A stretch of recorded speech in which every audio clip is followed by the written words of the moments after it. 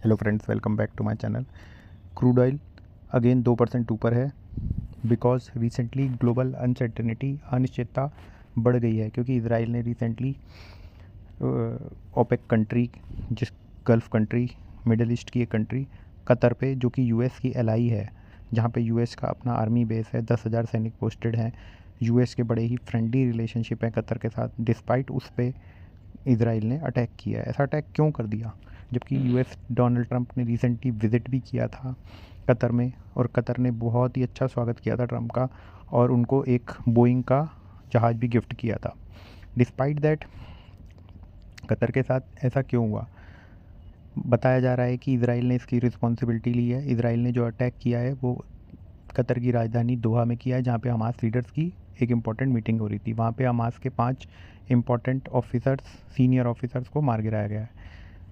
But ऐसा क्यों किया है? क्योंकि इसराइल ने ये क्लेम किया है कि 9 सितंबर को, रिसेंटली यानी कल ही, इसराइल में जो जेरूसलम में ओपन फायरिंग हुई है, जिसमें कि इसराइल के 6 आम नागरिक मारे गए हैं, वो उसके ऊपर डेडलीस्ट अटैक है आफ्टर 7 अक्टूबर। उसका बदला लेते हुए उसने हमास के लीडर्स को कतर में मारा है। कतर में हमास का सबसे बड़ा बेस है, जहाँ पे कि वो शरण लेते हैं, शांति शरण, जो कतर क्लेम करता है कि वो मिडल ईस्ट में एक फ्रेंडली कंट्री है और शांति बनाए रखने के लिए हमास को वहाँ शरण दे रहा है, जो कि वो क्लेम करता है कि यूएस की परमिशन से कर रहा है। बट लेकिन इसराइल ने इस बार क्लेम कर दिया है कि उसके देश का दुश्मन जो उसकी जनता पे अटैक करेगा, चाहे वो हमास हो, चाहे हिजबुल्ला हो, उसके एनिमीज़ जहाँ भी जिस मर्जी कंट्री में बैठे हों, वो उनको ढूंढ कर मार गिराएगा। एंड सरप्राइजिंगली यूएस ने इसमें बोला है कि इसराइल ने उनको बिना बताए ये अटैक किया है। साथ ही साथ ये भी स्टेटमेंट दे दिया है कि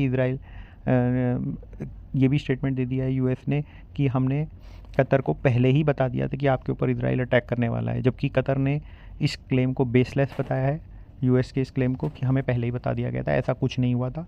कतर ने बोला है कि अटैक होने के बाद बताया गया है, तो ये क्लेम पूरा बेसलेस है। आई डोंट थिंक कि ये जो युद्ध है वो आगे बढ़ेगा, क्योंकि कतर मिलिटरली इतना स्ट्रांग नहीं है। They are dependent more on US for their security and safety. So ये ज़्यादा एस्केलेट तो नहीं होगा, बट लेकिन it is not good sign. Thank you.